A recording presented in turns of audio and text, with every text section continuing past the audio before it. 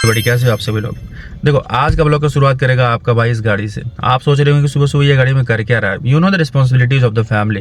एक कहावत है हिंदी में कि परिवार की जिम्मेदारियां उठाते उठाते इंसान कभी बूढ़ा नहीं होता, और जिम्मेदारियां ही इंसान को सबसे ज़्यादा बूढ़ा बनाती है। मेरा भाई भी आया हुआ है सी ऑफ करने के लिए। हम लोगों ने सी ऑफ किया है स्टेशन पे और अभी फिर घर जाएंगे।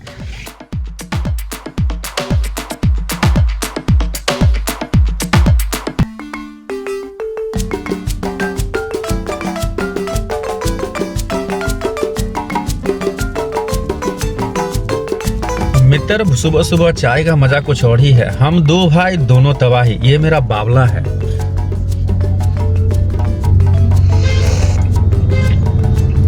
बोल रहा था टपड़ी पे नहीं जाऊंगा चाय पीने के लिए। मैंने बोला चलो टपड़ी की चाय सबसे ज़्यादा अच्छी होती है। अभी यह चाय पी करके साथ में एक बिस्किट भी ले लिया है खाने के लिए। खुशी का ठिकाना देख रहे हो। हम लोगों की चाय भी खत्म नहीं हुई थी और घर पे एसी वाले मैकेनिक दोनों पहुंच करके बैठे हुए थे।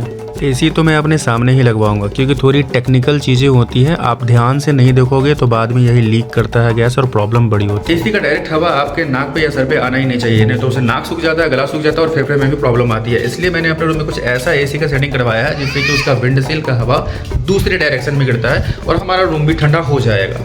तो दोस्तों एसी तो हमने कर दिया सेट। कैसा लग रहा है? अच्छा लग रहा है ना। और इसका जो विंड सील है ना, आप ये देख रहे हो, इसका एयर गिरता है इस लोकेशन पे और ये लोकेशन पूरा ठंडा हो जाता है, चिल्ड हो जाता है क्योंकि यहाँ पे एयर का फ्लो होता है। और हमारा बेड है ये जहाँ पे हम लोग सोते हैं। ये देखो मौसम कितना सुहाना हो रखा है, ठंडा ठंडा हवा चल रहा है और ये बड़े आसमान में क्लाउड। सोचो यार, यदि तुम यहाँ पे होते तो क्या नज़ारा फील कर रहे होते। वैसे तुम कहीं होगे यही नज़ारा होगा, आई होप सो।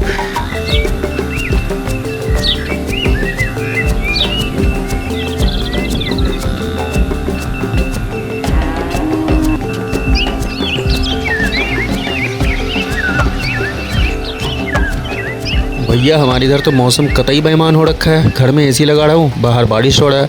वैसे भी टेम्परेचर बहुत ज़्यादा था, 30-40 डिग्री। साल की पहली बारिश है। कितना ज़बरदस्त दिख रहा है यार सीन। देखो यार, वो ठंडी ठंडी हवाएं और बारिश की बूंदें रिमझिम रिमझिम। दोस्तों पुराने समय में जब गांव में ईंट और सीमेंट का घर नहीं बना करता था तो ऐसे ही लकड़ी और फूस का मिला करके घर को तैयार किया जाता था। यह घर राहत भी देता था, गर्मी में ठंडा भी रहता था और हल्का भी होता था। लेकिन इसका भी एक ड्रॉबैक था कि जब रेनी सीजन होता था या बहुत ज़्यादा टाइफून टाइप का हवा चलता तो इसमें ऐसे घर अक्सर उड़ जाया करते थे। और इन घरों पर धीरे धीरे लोग जब डेवलप हुए तो उन्होंने ये बनाया जिसको कि खपड़ैल बोला जाता है। हालांकि इसमें तो बहुत सांप वगैरह रहता है तो मैं तो अभी इसको टच नहीं करने वाला, लेकिन मैं फिर भी आपको एक खपड़ैल का ये तो दिखाई देता हूँ। देखो ये खपड़ैल होता था और ये जो होता था ना, इससे पानी निकलता था। मतलब ये एक्चुअली इस टाइप में ऐसे लगा हुआ रहता था फाइनल पोजीशन के लिए, ठीक है, इस टाइप में फाइनल पोजीशन के लिए। और पीछे जो है इसको इस तरीके से एडजस्ट किया जाता था, एक एक करके खपड़ैल। तो जो भी उस पर पानी गिरता ये ऐसे यहाँ से निकल करके नीचे गिर जाता था। Let me show you the most ancient villagers stove here.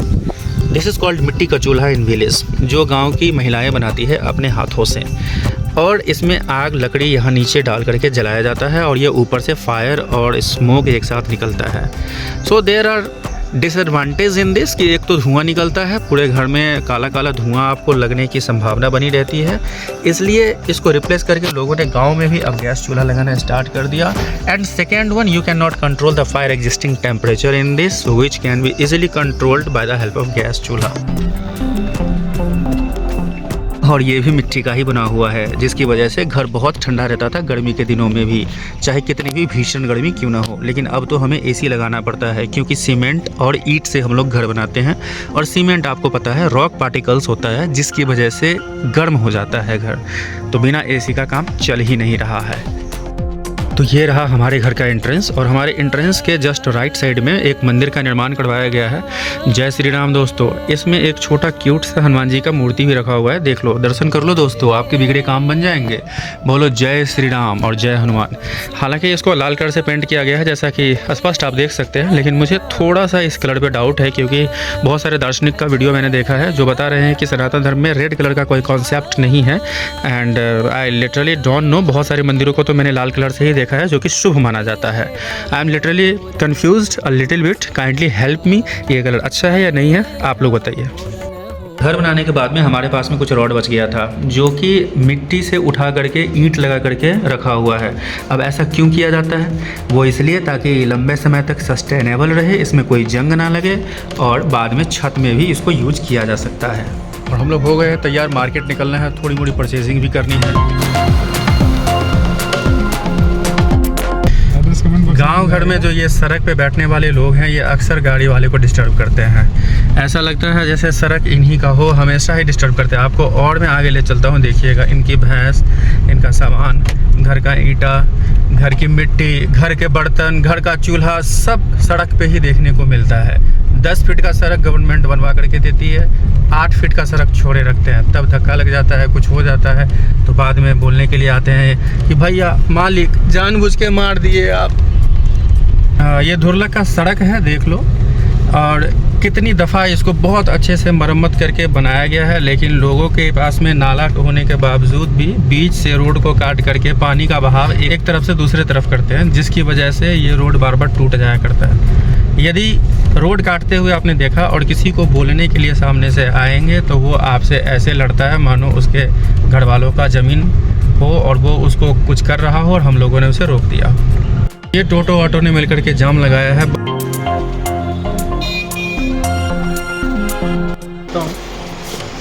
क्यों यहाँ से तक में कुछ समझ में आया क्या तुमको? सारा ले लेते। बाकी ये सब देख लो, ये अच्छा शॉप है यहाँ पे सारे कलेक्शंस। मोस्टली समस्तीपुर में छोटी सी जगह है, लेकिन जितना रहना चाहिए उसके हिसाब से तो काफ़ी ज़्यादा ही है। अब इसमें से हम लोग देखने के लिए आए हैं, यदि यहाँ पर कुछ समझ में आया तो यहाँ पे लिया जाएगा। ये फंगस लग गया यहाँ पे, इसलिए बोला जाता है दीवार पे पानी रहना चाहिए, ऐसे फंगस लग जाएगा। ठीक है, ये वॉल डिज़ाइन है जिसको ये फंगस बोल रहा है। बिल्कुल, मुझे इतना ही समझ में आता है। फिलहाल तो हम लोग कालीन देख रहे हैं मिर्ज़ापुर वाले कालीन भैया के यहाँ, और एक कर्टेन भी लेना है। एक छोटा सा कर्टेन लेने के लिए हम लोगों को कहाँ कहाँ भटकना नहीं पड़ रहा है। न्यू शालीमार में भी कोई अच्छा कलेक्शन नहीं था, चीप क्वालिटी का सामान और कीमत बहुत हाई। अभी गोला रोड जा रहा हूँ, शायद वहाँ पे कुछ सही सामान मिले, वरना समस्तीपुर में मुझे लग नहीं रहा है कि कुछ अच्छा आई कैचिंग अट्रैक्टिव कोई कर्टेन हमें देखने को मिलेगा। लास्टली देख लेना, कॉम्प्रोमाइज़ ही करना पड़ेगा। वेल मुझे तो लगा कि कॉम्प्रोमाइज़ करना पड़ जाएगा इस कर्टेन को लेने में, लेकिन मुझे एक अच्छा कर्टेन मिल गया। यहाँ समस्तीपुर में एक दुकान है पर्दागढ़, वहाँ से। तो फिलहाल आप लोग बताओ देख करके कैसा लग रहा है। ठीक है, हैंग करने के बाद में ये ज़्यादा खूबसूरत लगेगा, थोड़ा प्रीमियम लुक भी दे रहा है, तो मुझे तो ओवरऑल अच्छा लगा। देखो ये जो आप हाईवे देख रहे हो, ये समस्तीपुर और मुसरीघाटी को कनेक्ट करता है। ये पुल के बीच में बना हुआ है और इसके बीचे बीच ये रेलिंग है जिसको ये 2 पार्ट में डिवाइड करता है, और ये रेलिंग रोड से 1.5 फीट ऊपर उठा हुआ है। रात को जब गाड़ियाँ अक्सर आती है तो इसके बीच से होते हुए आती है, जिसके कारण इसके बीच का जो ये आप देख रहे हो उठा हुआ रोड से, इसमें गाड़ियाँ फंस जाती है और गाड़ी का मोस्टली एक्सीडेंट हो जाता है, जिसकी वजह से गाड़ियाँ पलट जाती है। अब ये देखो, ऐसे गाड़ियाँ आती है, दिखता ही नहीं है कि ये ऊंचा उठा हुआ है या फिर रोड का एक हिस्सा है।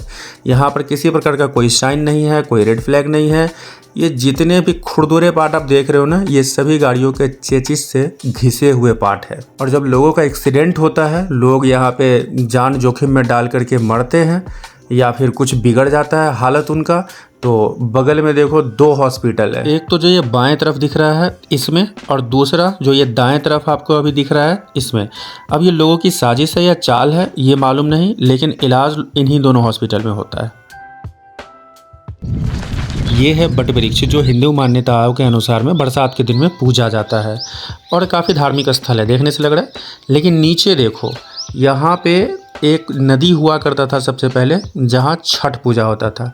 इसमें ना जाने कितने फैक्ट्रियों के गंदे नाली के पानी गिरते हैं। ये कूड़ा कचरा लोगों ने फेंक करके यहाँ पर रखा हुआ है, और 2-3 फैक्ट्रियाँ हैं बगल में जिसके गंदे नाली का पानी भी इसी में आकर के मिलता है। बहुत बास मारता है, यहाँ पूजा करना असंभव है। और ये नाला भी ऊपर से बनाया जा रहा है, जो भी विलेज का गंदा पानी होगा, चाहे वो टॉयलेट का हो या किचन का हो, वो भी इसी में गिरेगा। तो हम लोग अब छठ भी यहाँ पर नहीं मना पाते हैं, जहाँ बचपन में हम लोग अपना छठ यहीं आते थे मनाने के लिए। देखो तुम्हें एक मज़े की चीज़ दिखाता हूँ, ये बगल में कूड़ा कचरा है, यहाँ देखो श्री राम जानकी मंदिर, जहां राम भगवान निवास करते हैं। इसको बोलते हैं मुंह में राम बगल में छोड़ी। और ये है मोहल्ले वाले जो अपना सारा कूड़ा कचरा डालते हैं यहाँ पर। जेंडर इक्वलिटी सिर्फ शहरों में नहीं, गाँव में भी देखने के लिए मिलती है। ये एक महिला है जो खेतों में काम कर रही है और ये भी अपने परिवार का भरण पोषण करेगी।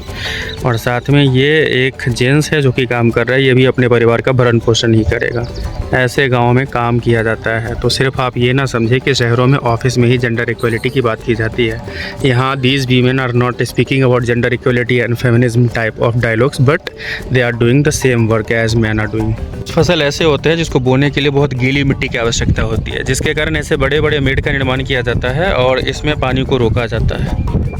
ये देखो हमारे घर के बगल में एक कुआं भी है और इस कुआं को जिसका ज़मीन था इसने चारों तरफ से बंद करने के लिए ईंट कूड़ा कचरा सब इसी में डाल दिया है। और पानी के लिए आज ये नल जल पे डिपेंडेंट।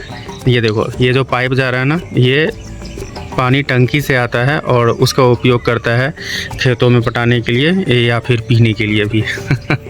दोस्तों आपके इधर भी यदि कुआं हो तो उसको संभाल के रखो यार, नहीं तो पानी के लिए दर बदर भटकना पड़ता है। और गवर्नमेंट ने तो शुद्ध पेयजल के लिए ना जाने कितने नल जल योजना को चालू किया है आजकल। चलो ठीक है, बेस्ट विशेष के साथ में आज के ब्लॉग को समाप्त करते हैं। अगले ब्लॉग में फिर आपसे मुलाकात करते हैं। Be happy with your family. Bye bye.